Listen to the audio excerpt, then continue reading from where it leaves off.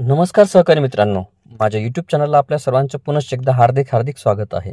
आपण जर सरकारी कर्मचारी असाल किंवा पेन्शनधारक असाल किंवा कुठेही शासकीय सेवेत नोकरीला असाल तर ही खास बातमी मी आपल्यासाठी घेऊन आलेलो आहे. आपण जर आमच्या चॅनलवर नवीन असाल तर चॅनलला निश्चित सबस्क्राईब करा आणि बेल आयकॉनला प्रेस करून ऑल नोटिफिकेशन्स ऑन करा, ज्यामुळे आपल्याला व्हिडिओचे सर्व नोटिफिकेशन्स हे वेळेवर मिळत राहतील. सरकारी कर्मचारी बिनधास्तपणे व्हॉट्सअप, हाईक, ईमेल हे वापरत होते, पण आता शासनाने एक नवीन शासन निर्णय निर्गमित केला. त्या शासन निर्णयामध्ये असं म्हटलं आहे की सरकारी कर्मचाऱ्यांना आता यामुळे व्हॉट्सअप आणि टेलिग्राम ही दोन्ही संपर्कासाठीची ॲप्स ही वापरता येणार नाहीत. यापुढे सरकारी कर्मचाऱ्यांना सरकारी कामासाठी फक्त संदेश इन्स्टंट मेसेजिंग ॲपचाच वापर करावा लागणार आहे. त्या संदर्भात सामान्य प्रशासन विभागाने एक आदेश शुक्रवारी दिनांक 26/7/2024 रोजी निर्गमित केला.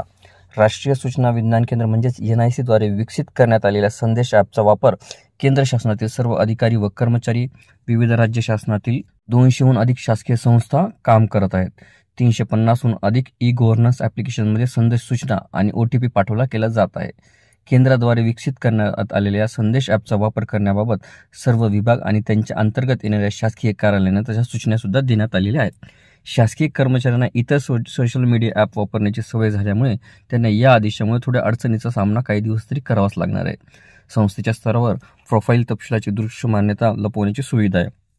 संदेश सुरक्षितपणे पाठवणे आणि प्राप्त करणे, सुरक्षितपणे स्टोअर करणे, OTP पाठवणे व वितरित न झालेला डेटा सुरक्षित ठेवणे यासाठी शासन व शासकीय कार्यालयांच्या गरजेनुसार अनुकूलित करण्याची सुविधा त्यामध्ये आहे.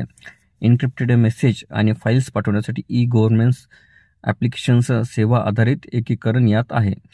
अनौपचारिक आणि अधिकृत गट तयार करण्याची सुविधा सुद्धा यामध्ये आहे. अशाच नवनवीन व्हिडिओसाठी चॅनलला निश्चितच सबस्क्राईब करा. लवकरच आपण पुढच्या व्हिडिओमध्ये भेटूया. तोपर्यंत नमस्कार.